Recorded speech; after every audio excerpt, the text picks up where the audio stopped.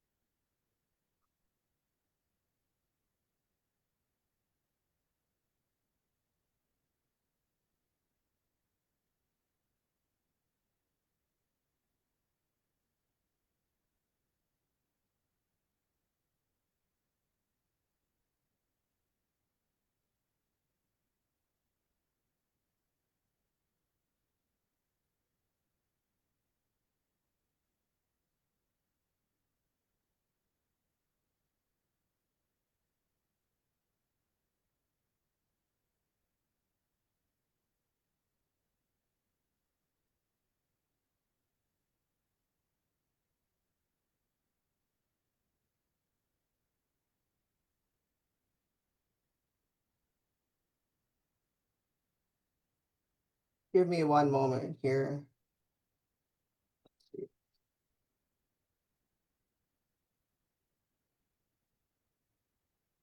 Okay, it is streaming. I apologize. Um, Bonjour, everybody. My name is Awanabe. I am the tribal liaison for MAHUBE-OTWA. I am very excited to introduce you to our visitors today. We have Penny Kagagabi and Geraldine Lopez, and I am working with Mojave Atwa as their tribal liaison. Nish Manitowoc, I'm also a two-spirit person, and we're going to be having a conversation about the work that we do in the community. I'm from White Earth, Kawa Baba Gunakug. I live here in Mahnomen, Mahnomen and I'm just very excited. So I'm going to go ahead and introduce Geraldine and Penny Gagagavi. Whoever wants to go first, please go ahead and just let us know who you are. Oh, I'll go. Buju o Wabashke Benesis and Dishnakaz Gawababi Ganikag Mikinakindo Dame. I am Geraldine Lopez. I'm from Natowash. I reside on the White Earth Reservation. I'm the liaison here at White Earth Housing Authority. And pretty much I help try to keep people, our tenants in their homes, help them try to catch up on their bills or rent with those certain resources. Even people who are not our tenants, I do the same thing here. And I'm also a volunteer firefighter for the Natowash community there too. Bonjour, Wabashki Benesi, Condition Cause, Ajajak Indudame, Gawa Babi Ganakag and Dunchaba. I'm Penny Kagagebe, I'm Crane Clan, and I'm born and raised on White Earth Reservation. Today I live in Detroit Lakes, but I've always lived on or near the White Earth Reservation. And today I'm self-employed as an artist. A community collaborator, and more recently, I've started doing more work in group exhibitions, curating exhibitions to bring forward voices of other Two-Spirit artists. I identify as Two-Spirit and Native queer, and my pronouns are she, her. Thank you so much, Penny and Geraldine.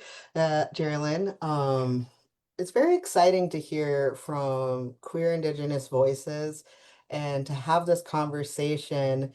It's really, to me, very inspiring to see other Native folks working in community as, our identities shape us. And I just like want to get to know a little bit about, you know, what type of community work do you both do? Uh, and what does that look like? And whoever wants to, it's, very conversational. Go ahead and just, Penny, why don't you go first? Um,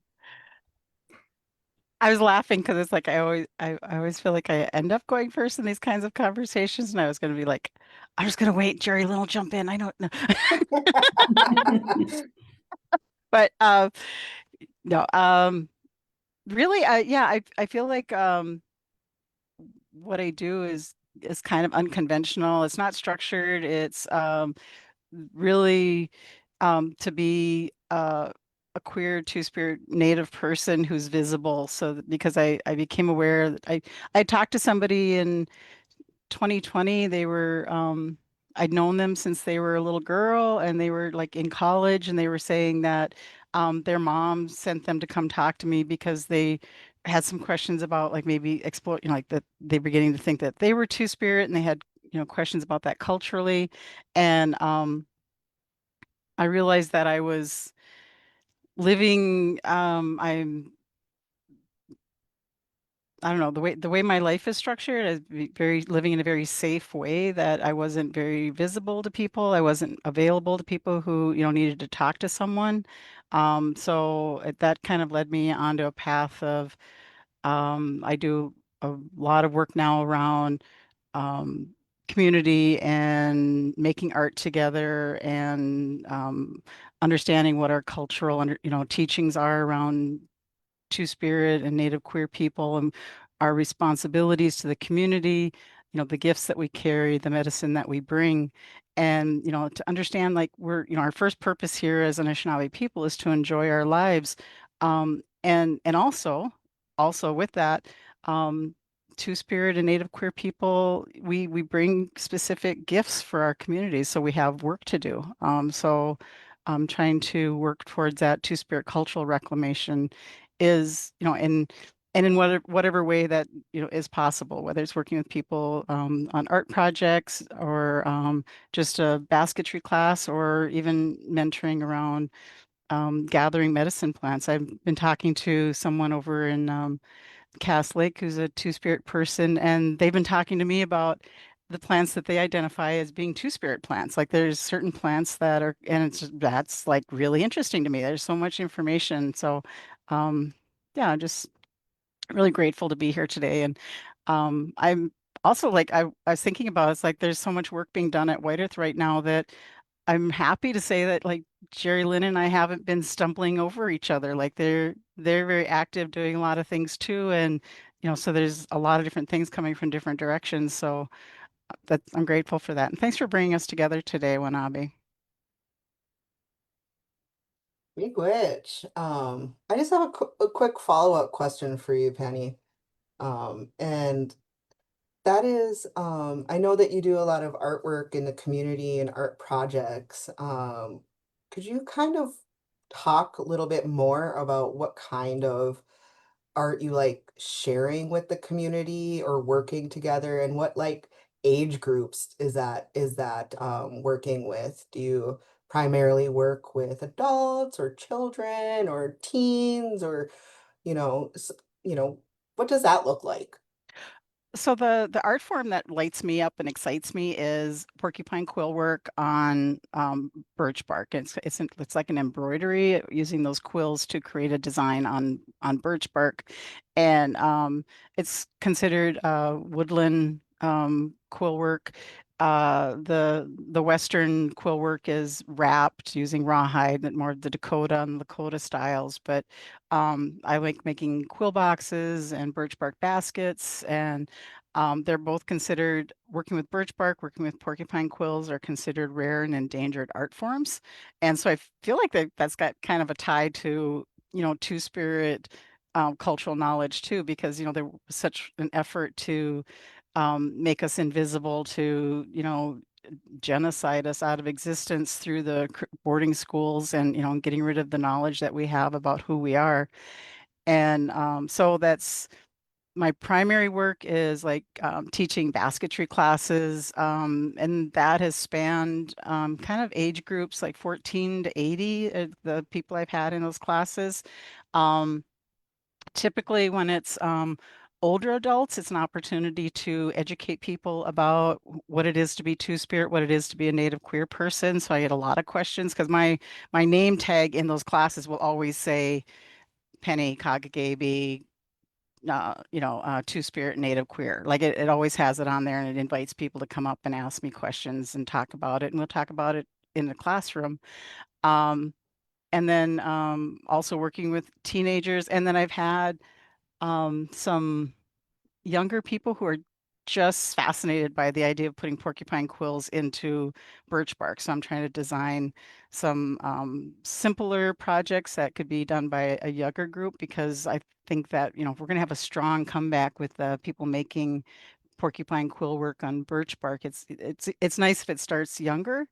And so that's my art form, is working with birch bark, working with quills, working with quill boxes and baskets, and then like this other area that I'm moving into, the curating of opportunities. There are art fairs and art exhibits, and I really enjoy like professional development and talking to people about like what is the thing that, their wildest idea, the thing that they really want to pursue, and helping people figure out those things. Oh, that's amazing. I really appreciate you sharing all that with us. And I just have the same question for you, Jerry. I mean, Geraldine, what do you what do you like to do? What kind of work do you do in the community? You can call me Jerry. I know Oh, you've okay. you've known me as Jerry. Right. Well, I'm the liaison here at housing, and I used to do weatherization for my hubby. But and I still get I pretty much I help people with a lot of resources. People can go in my inbox if they have my phone number, call, text, anything, and I will, even on my downtime, still try to help out the best I can. There's even people I've met through this job right now that I see walking around in our village in this heat, and I will stop, pick them up, and bring them to where they need to go, and help them out with a ride, help them out with gas if they need it, anything. They know they can reach out to me. A lot of people are comfortable with coming up to me and asking for help, or who they can see or get in contact with if they need help with their AC going out, or what type of assistance can they get for stuff like that. Um, and people who even live off the reservation. Like I had a lady from Fargo message and ask if I can help her out with resources around this area. And I have no problem doing that. Just like with our Pride Tribe committee that we got, that's going on 2 years now. A couple days ago, it's been 2 years since it started. Um, Trying to make that a safe place for the youth who feel like they're too scared to come out. Like we want to have them come on, have and talk, be, so they know they're not alone. There's other people. I didn't have a lot of that when I was growing up, and it's great to have that type of support out here, especially for people who really don't understand how it is. I would say like I do see you out in the community. You have a really like boots on the ground approach then, would you say like, just making that contact with people, it seems like it really um, supports that work that you do. You said that you were also a volunteer firefighter. Oh Um, yeah, yeah. do you want to like talk a little bit about that? I'm I new think to the that's great. game. I'm new to it. I'm still in training, but it's a lot of work. It's a lot of muscle. So I'm happy that's getting back in there because I'm starting to trying to get back in shape, especially my arms. My little guy says his big muscles.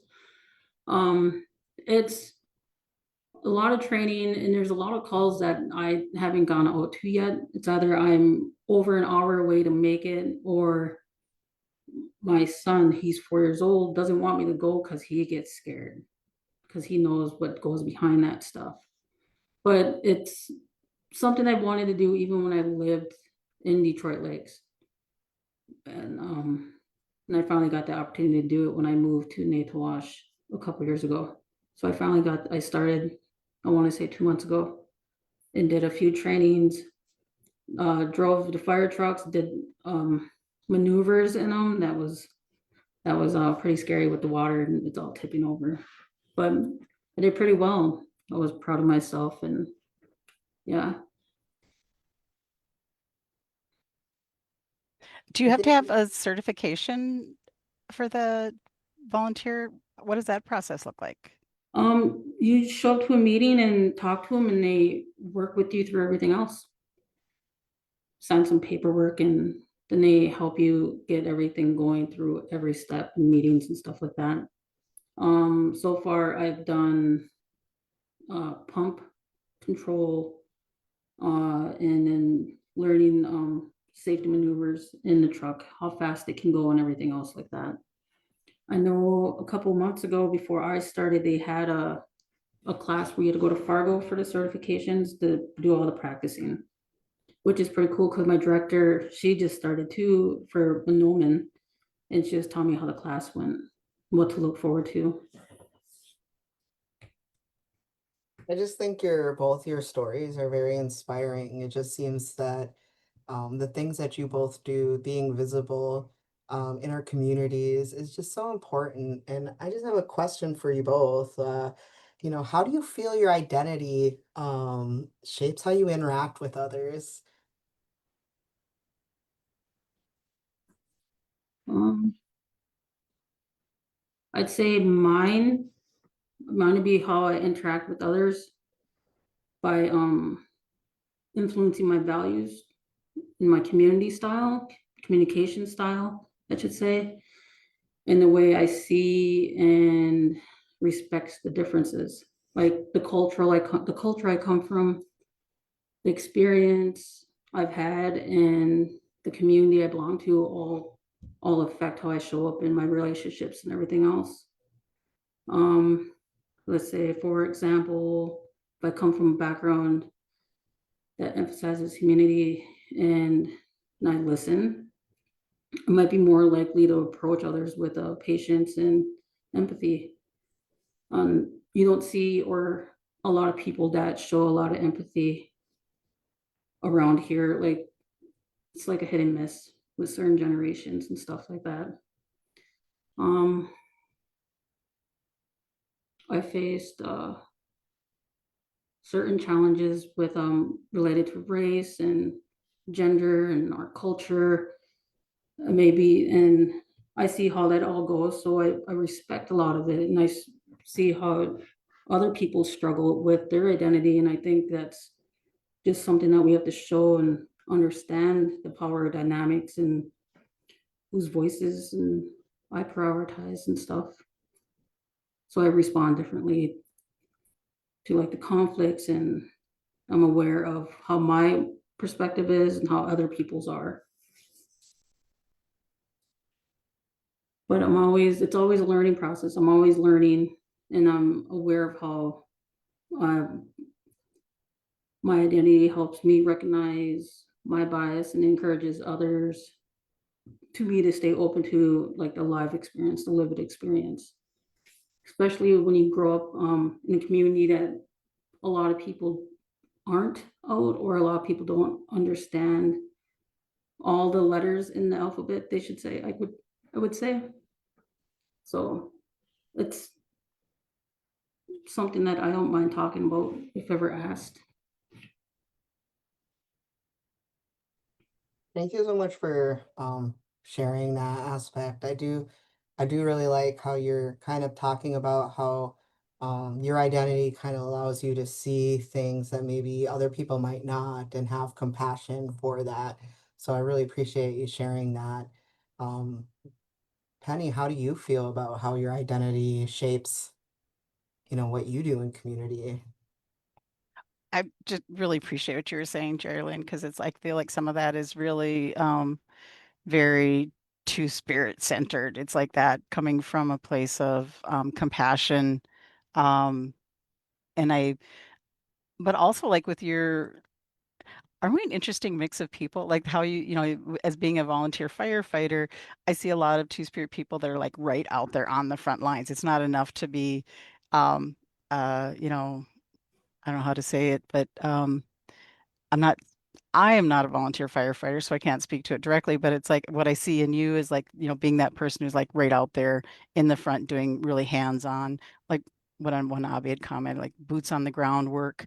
Um, that seems very, I would, oh yeah, two-spirit person is doing that. That seems perfectly normal to me. Like that. Oh yeah, of course. That's what's happening.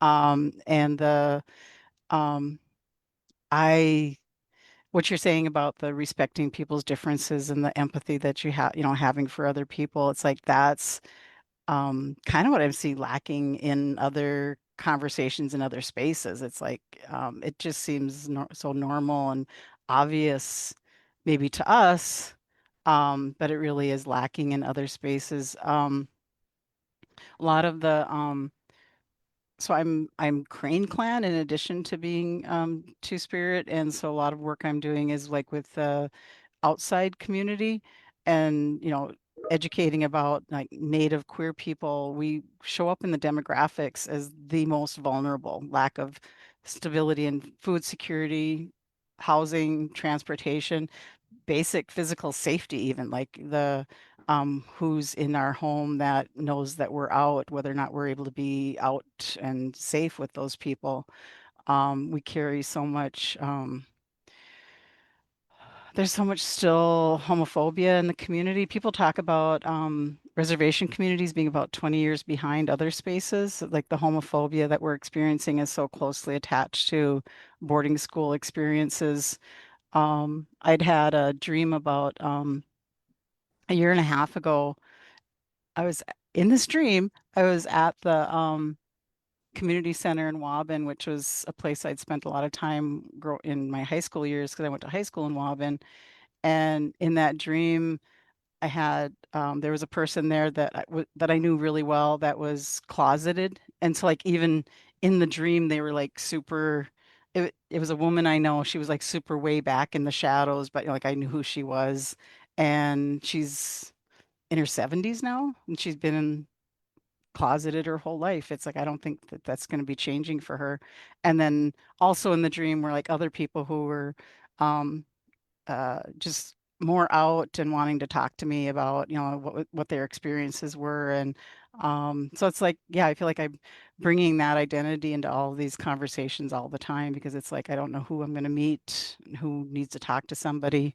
The um, I have had a kind of a cultural experience that tells me that I'm required, like not everybody, just me, I'm required to be highly visible because I'm safe enough to be really visible and to be that person that people can find. And so I kind of bring it up into when I'm meeting people, I just kind of work it into the conversation. And a lot of people will say to me that they're two spirit too, but they've never felt safe to say it out loud to somebody before. And I'm happy that, that they got a chance to say it to me at least, I guess, you know. No, I agree with that. It's hard. It was when I was in high school. I mean, I couldn't, I was scared to tell my friends, but I could tell certain family members. And I remember when I graduated school and everything, I run into them and down the road now too.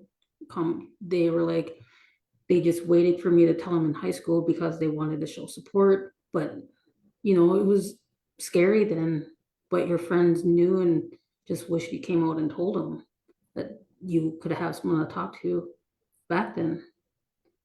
But now it's like really understanding from running into them at their work and stuff like that. And yeah, it's just there. What one said, I always knew it. You just should have told me. I was like, oh my bad. But it's good that it's more understanding now than anything to in certain areas. Yeah, I agree. When I was in like I felt like it was like I was in elementary school in the 70s and they were like I'm starting to kind of rethink about what when I'm wondering I have more questions now, but both of my parents are passed away, so I can't ask them. But like the way I was talked to as a kid in elementary school about these two people. They were the only two queer people that I knew of that existed in the Ogama communities, and all the messages were negative, like 100% negative. It was nothing good about that. So, I was a teenager that, I was wearing my dad's shirts and coats and ties and things in high school. Like I was taking his clothes and wearing them, and switching jobs with my brother in wintertime. So he was doing the household cleanup in the house, and I was doing the chopping the wood and hauling the wood for our wood stoves. Um, and I'd had multiple things that should have made me wonder, but it wasn't until I'm I'm pansexual, so it was like I fell in love with somebody, and it was that she happened to be a woman. So that was what flipped everything when I was 25, 26. And but up until that time, it was none of those other experiences made me question. Like I don't even remember wondering if I was queer or not. It was just, and then so I'm starting to think it was like that the message was so negative that it wasn't even on my radar. Like it was like, that's not possible. But that was the 70s. Things have changed. We have the internet now. That's whole.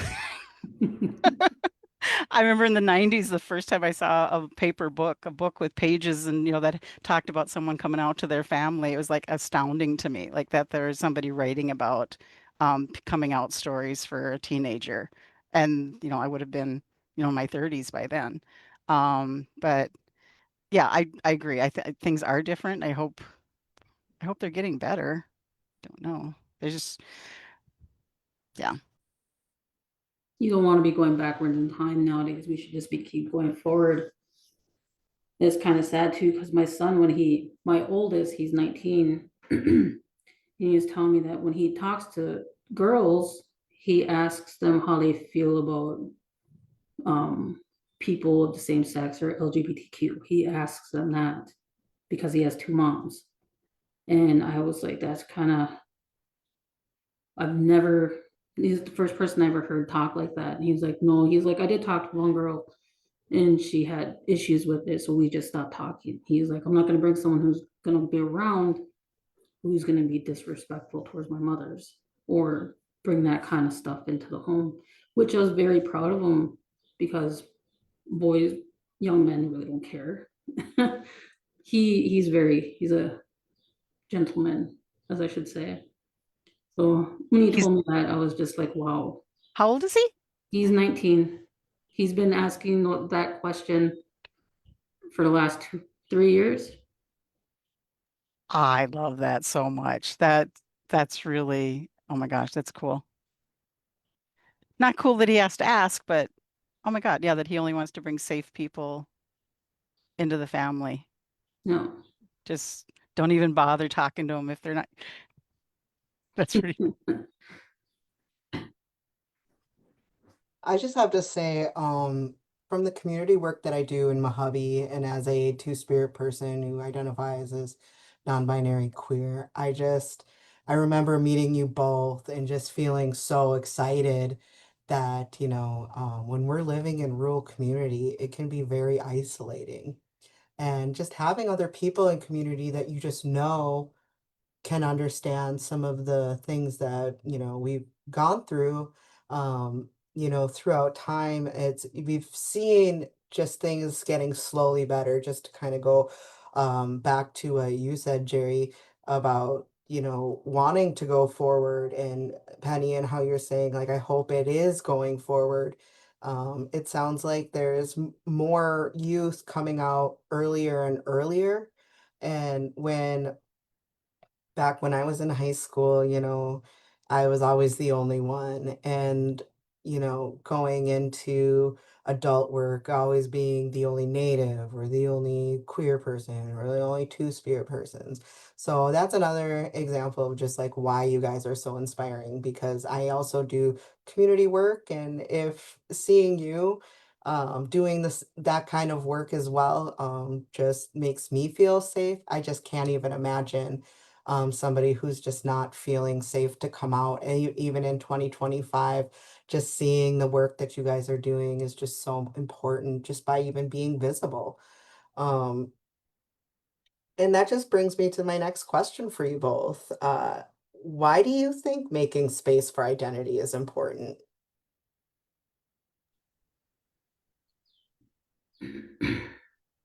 Why?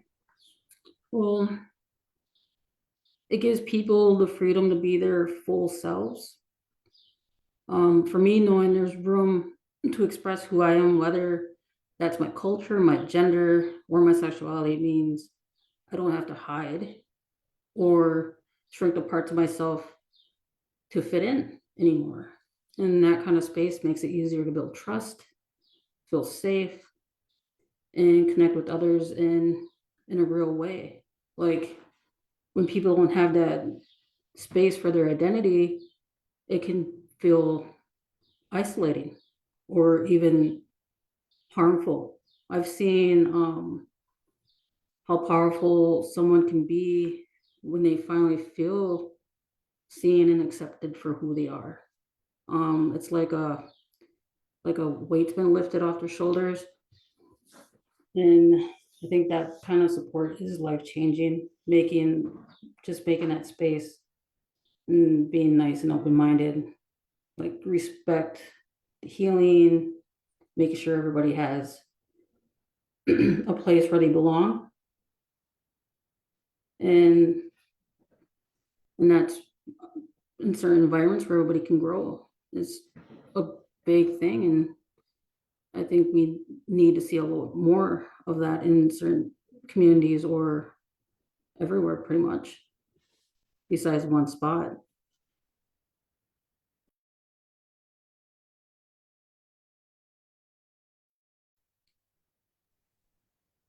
Penny, Um, how do you yeah. feel about that? As far as making space for identity. So I do a lot of grant writing and I write a lot of proposals. So like I've got a lot of the stuff where it's like based in the um, you know, the um you know what they say about just Native youth in general, having such a high um rate for suicide attempts. And that has directly has to do with the genocide and the stripping of our culture from our communities through everything that's happened since, the beginning of this country. Um, and then if you look at the Trevor Project, they show that amongst uh, so the Trevor Project works just with queer youth in general in the US. So when they're showing the statistics between um, non-native white queer teens, they have a rate of suicide rates or attempted suicide rates within that community, and then when they go to the rates that are for Native Americans, it's 2.5 times that even. So I don't have the numbers that show, like, what is it compared to other natives, but just everywhere I look at demographics for natives, it's worse than every other demographic for in the US, across the board for housing, transportation, mortality, or going to prison, and then put those numbers up against when it's for queer and two-spirit people, it's worse again. So just the bare minimum of, like, do we have a right to be here and survive and enjoy our lives and live a happy life? Yes, we do. And this is a piece that's interfering with that. That's like very fundamental to me, is like the why having our right to claim our identities is so important. It's like a baseline survival issue. Um, and the reason why I think that we're not embraced is because there's such a culture of people being required to conform and comply with just general standards that don't fit us as Native Americans, and then don't fit us as Two-Spirit and Native queer people. And the fact that we live as ourselves in a fearless way despite that is terrifying to some people. It's like I feel like we give people permission to live in a fearless way. So, and and I understand, like I'm very white passing, I'm very straight passing. I get a lot of passes in lots of areas, and I understand the privilege and responsibility that comes with that. And I'm sorry for all the times I've ever used the word brave to people who don't like hearing it. But, and here's my defense of that, is that using that term is like, it's my acknowledgement of the fact that living your life in a fearless way is giving everyone else around you permission to do the same.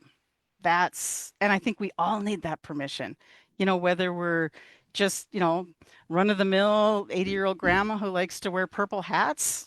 Why are people bothering her? Let her wear purple hats. Why do we care about that? Just go have fun with it, we're put here. I absolutely know I have ceremony experience that tells me that our first thing about being here is that we're meant to enjoy our lives. This is, something there's a lot of beauty here. There's a lot of fun things to do here. There's a lot of fun people to meet. There's a lot of joy in relationships.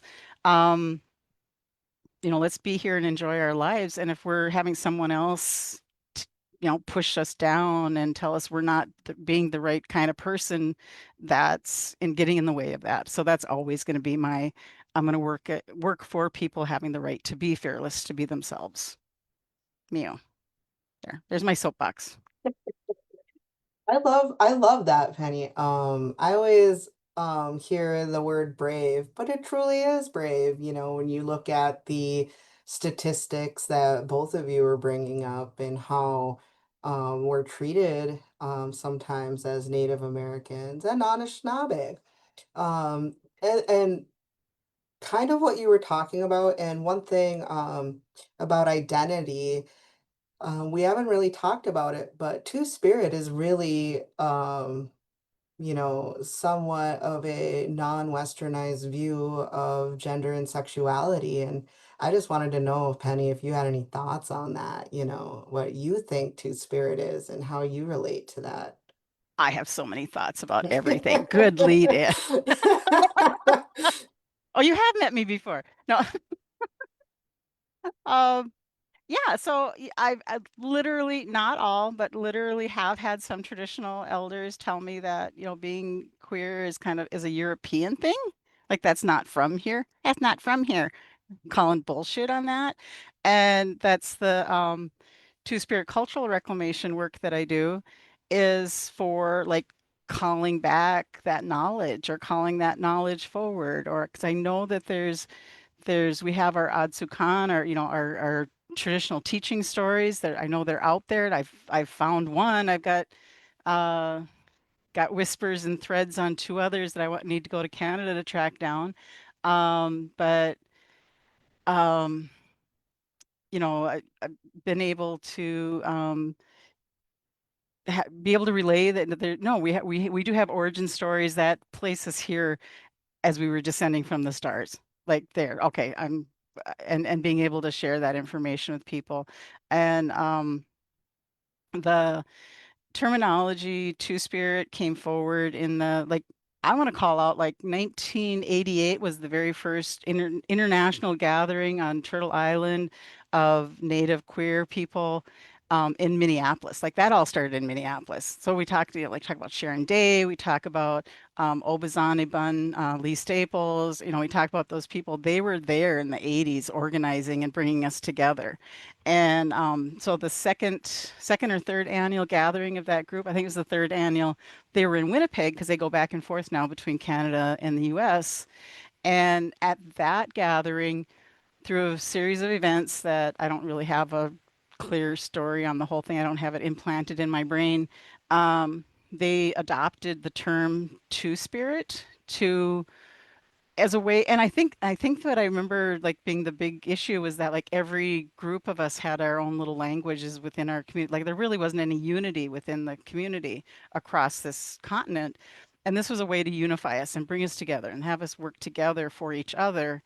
And there's been some evolution on how the term is used. I work the work I do is very inclusive. Inclusivity is like my main goal all everywhere I go all the time. So you can find somebody who's working with me that doesn't identify as Two-Spirit, but maybe they're native queer, they're lesbian, or they're, like there's something. But I'm still want to work with them. I still want them to be their authentic self, whatever that looks like for them. And my other thing about two-spirit is like it's an English word. It's like I really don't care. It's like I'm more concerned like who people are, what they need, who, what they're here to do.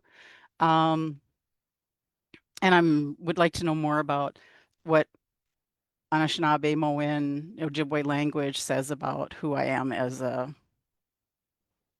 how I live my life. So, um, yeah, I feel like I just ran out of steam because I was like I had more to say, but I can't think of what it was now. So, That's okay. What you were saying about, being two-spirit, it sounds like it's connecting traditional teachings with our spirituality and who we are and our identity. yeah. So I really appreciate that insight. And to that, I say, Jerry, did you have any other insights on what it means to you to be two-spirit? It means a lot. I mean, if you look at it historically, we were held like respected roles in our community way back when, before colonization and all that stuff. And me, I'm two-spirited. I don't wear ribbon skirts. I like ribbon pants, you know. And it's the way I can dress any way I want. Um, but sometimes it's not understanding because I have kids and people get confused like, well, then you're not a lesbian, you're not bisexual. I'm pansexual, I'm two-spirited, my partner's pansexual, and and it's a lot of teaching. And I think that's the whole point of um why we have Pride Tribe now and stuff like that before we start spreading it out and making it more open so we can do these teachings and explain things. I mean, I think I think it's a lot to process sometimes because I was never asked about what it meant to be two-spirited. This first time, but it's a good thing. I like it when I do get asked questions, or if someone comes on and they're not sure how to talk about it. I know how that goes. I had a coworker that leaned on me and talked to me. Wasn't sure how he felt, but then we opened up about it, and I just told him that when you're comfortable, just slowly keep coming out to wherever you want, who you feel safe with. Bring it up at coffee, anything like that. But it's it's something that's like that we do have to bring up and talk more a little bit more about instead of just Pride Month, and get out there more. Really great. I think that just proves the point that sometimes in community we forget to commune with each other. So, miigwech for sharing all that. Well, And which to you for making, creating this opportunity. Like, when have we ever had an opportunity to have a conversation like this? oh, So well, good job. all right, now I'm blushing. Oh, I know we're coming to our last 15 minutes, and I do want to save some space in case we have any questions at the end um, of our conversation here. But I think that, our community is one that always dreams of new things. And I'd like to just ask you both, what are some things you hope to see in the future in the community work that we do? And I'll shoot that over to Jerry. I think what I hope to see more in the future would be education and conversation. Break down the stigma, especially around gender identity, the sexuality. Inclusion isn't just about tolerance, it's about belonging. And I wouldn't mind seeing a community where everyone can walk with pride in both their culture and their personal identities without fear. And our strength as Anishinaabe people has always come from our relationships with each other, with the land, and with spirit, Gitchi. And when we make space for all identities, especially those we've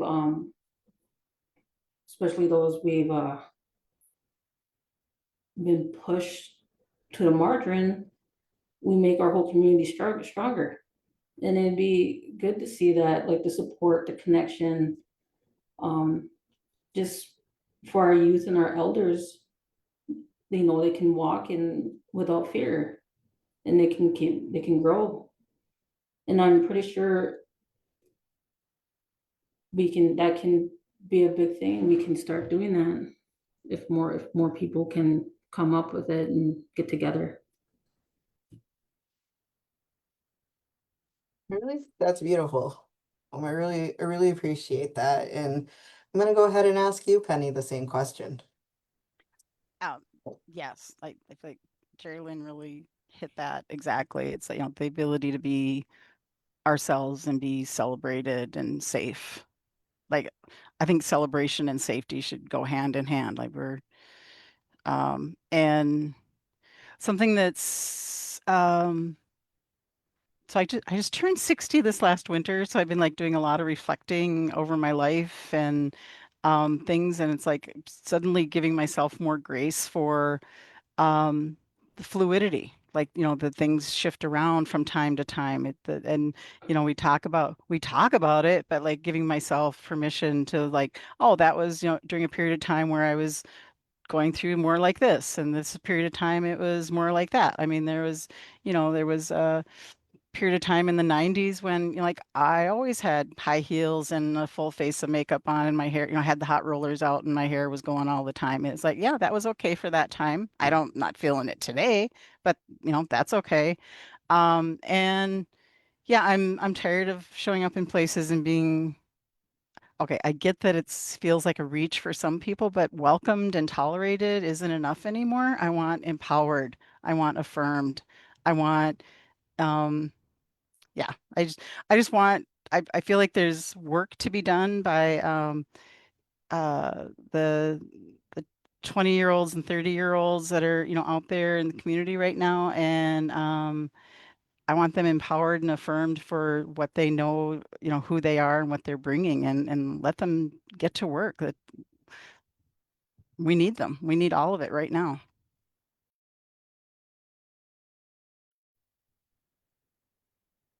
Um, I couldn't agree with you both more. I mean, I don't even have anything to add to that because it's just so true. Having a space to belong and being tolerated is not the same as belonging.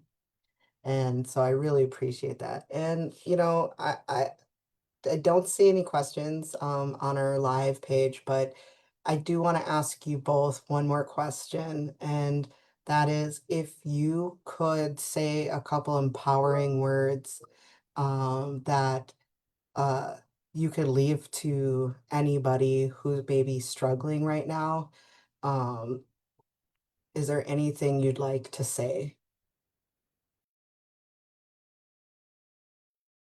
For myself, it was I I do a lot of tuning into conversations and workshops where people have been doing this work a lot longer than me are having conversations. And in one of those, they talked about that it used to be, before colonization, that every village would celebrate when a two-spirit or native queer child was born into their community because they understood the gifts that were brought to their community by that person. So it's like a celebration for each of these children.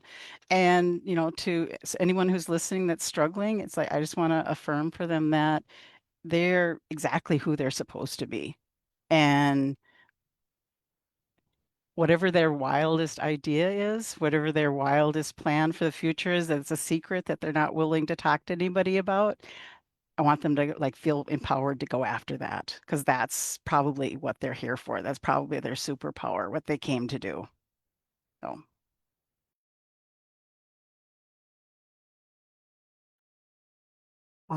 Jerry, did you have anything that you'd like to impart on the folks that might be struggling with this? Any words of encouragement? Um, don't be scared to come out. Even if you are, you can always reach out to me. My Facebook, you can find me on Facebook or ask for a phone number. Not worried about giving out my phone number to anyone. If you're struggling or you're worried or scared about anything, you can always reach out. I'm not gonna walk away or turn anyone away. It can be scary, but everybody's been there. There's certain ways we can go forward with it, go and help out. I just wanna again thank you both. And I don't think it's talked about enough, and that goes back to kind of what you were saying, Penny, about bravery. We don't often see ourselves as brave by existing, but when we think about what we as Indigenous people have gone through over the centuries and just the pressure to assimilate, for you both to come here and talk to us as a large group, just being yourselves and the community work that you do, I just want to just thank you and say a big miigwech apache, the biggest miigwech I can say to you both, because I know that every day you do work that inspires others, makes people feel safe, and that might just be being visible, openly talking about yourselves. I really appreciate you both coming on. And to that, I say, everybody on earth, I think, is, a beautiful human being, and we all deserve the rights and privileges of life. And we're here to be alive, and we're here to experience the joys of the communities that we live in. And I just have to say that you both just bring so much joy to the community, through Penny, your artwork, Jerry, your work in the community, your volunteer firefighting, which, you're gonna have to let me know when the fire trucks are coming out, 'cause you're gonna have to take me for a ride sometime. But it doesn't look like we have any questions, so I'm just gonna leave it open to you both. We have about 8 more minutes. If there's anything that either of you would like to say that we haven't said, any questions, to each other that you wanted to reflect on, please just go ahead. Well, I also wanted to talk about, like, I feel like, unknown spaces can be scary. And so I'm going to extend this to, like, I think that Two-Spirit and Native queer people are sometimes attracted to ceremonial spaces because that we have kind of some special gifts sometimes leaning in that direction, but those spaces can feel frightening because of maybe some things that had happened in the past. I've been having some good headway, I feel like, in both the big drum ceremonies and at Madewin. And so if someone wants to be there at those ceremonies, they can come sit by me and help them bridge that, getting into those communities.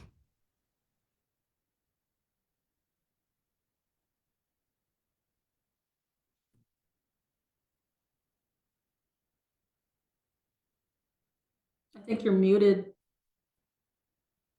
No, was I muted for that whole thing? No, no, I was Oh, muted. geez.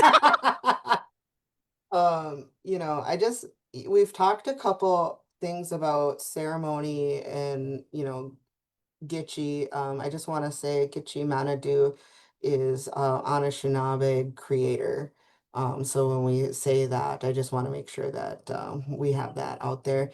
And then when you talk about Big Drum, that's a ceremony that we do as Anishinaabe for healing. So, and maybe that's why, Two-Spirit people are drawn to that, because although our community, um, our community, even though that we've been out in those kinds of things, like we've still experienced some, hardship and wanting to belong there. Um, so we do have one question. So Jerry, you brought up the Pride Tribe out in White Earth, and one of the questions is if somebody wanted to get involved, how would they? You can find us on Facebook. It's Pride Tribe. It has a little, I think it's the flag and a teepee on it. And just hit a, I think you hit a request or join group, and you can be a part of it. We're actually looking for more people to get involved so we can get more ideas going. We do during Valentine's Day, we do a drag show. We just had the Pride Parade Saturday. And that the Pride Parade, that's the third year. Pride Tribe's been 2 years. So we're looking at getting out there more and getting more ideas and more people to help out with stuff. We just, I think, want to say about a year and a half ago, 2 years, we teamed up with DL Pride. So it's really nice to reach out to them. I'm a big fan of Rebel and everybody else out there. So if you want to volunteer, it's open. Anybody can help out. So, and I think Jan can send a link on Facebook if they want to find us. Okay. Yeah, we can go ahead and just link that underneath the conversation. And one question, I know that you mentioned the drag show. Is that the first one or the second one that That's we? the second one. Okay, so what year was the first one? 2024. Wow. I just want to say that's so inspiring. If we think about the amount of drag shows and queer community that's happened off the reservation, to have the first one here in White Earth in 2024, how that's just so inspiring. So yeah, I'll go ahead and link that underneath the conversation. And unless you had anything else to say, I mean, I just want to thank you both again that I really enjoyed hearing you both, and um, I look forward to see what you both have coming up in the future. And yeah, if you have any questions, you can feel free to reach out to Mojave or Jerry. And then yeah, so I just want to say miigwech and Giga Wabaman, which means see you later in Anishinaabe Mowen. I see you. See you guys.